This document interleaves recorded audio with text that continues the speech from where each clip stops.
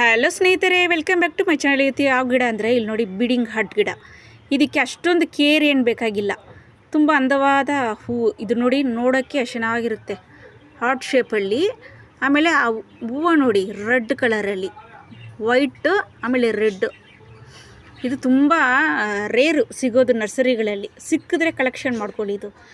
ಆಮೇಲೆ ಇದಕ್ಕೆ ಕೇರ್ ಹೆಂಗಂದರೆ, ಬಿಸಿಲು ಇದ್ದೇ ಇರಬೇಕು, 6-7 ಗಂಟೆ ಬಿಸಿಲು ಇದ್ದೇ ಇರಬೇಕು. ನಿಮಗೆ ವೈನ್ ಥರ ಇದು ಬೇಕಾಗಿಲ್ಲ ಅಂದರೆ ಶಾರ್ಟಾಗಿ ಕೂಡ ಮಾಡ್ಕೊಬೋದು ನೀವು. ಬುಷಿಯಾಗಿರುತ್ತೆ ನೋಡಿ, ಈ ಥರ ಬರುತ್ತಲ್ಲ, ಈ ಥರ ನೀವು ತುದಿಯಲ್ಲಿ ಕಟ್ ಮಾಡ್ಕೊಳ್ಳಿ, ಆವಾಗ ನಿಮ್ಗೆ ಬುಷಿಯಾಗಿ ಬರುತ್ತೆ ನೋಡಿ, ಈ ಥರ ಬುಷಿಯಾಗಿ ಬರುತ್ತೆ.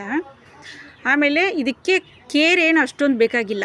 ವಾರಕ್ಕೊಂದ್ಸರಿ ನೀರು ಹಾಕಿದ್ರೂ ಪರವಾಗಿಲ್ಲ. ಆಮೇಲೆ ಗೊಬ್ಬರ 4-5 ತಿಂಗಳಿಗೊಂದ್ಸರಿ ಒಂದು ಸ್ವಲ್ಪ ಒಂದಿಷ್ಟು ಗೊಬ್ಬರ ಹಾಕ್ಕೊಂಡ್ರೂ ಸಾಕು, ಆರಾಮಾಗಿ ಬೆಳ್ಕೊಂಡೋಗುತ್ತೆ. ಮನೆ ಮುಂದ್ಗಡೆ ಹೂವು ಡಿಫ್ರೆಂಟಾಗಿರುತ್ತೆ ಇದ್ರದ್ದು ಹೂವು. ಓಕೆ ಸ್ನೇಹಿತರೆ, ಈ ಗಿಡನ ಎಲ್ಲರೂ ನೀವು ತೊಗೊಂಬಂದು ಬೆಳೆಸ್ಕೊ.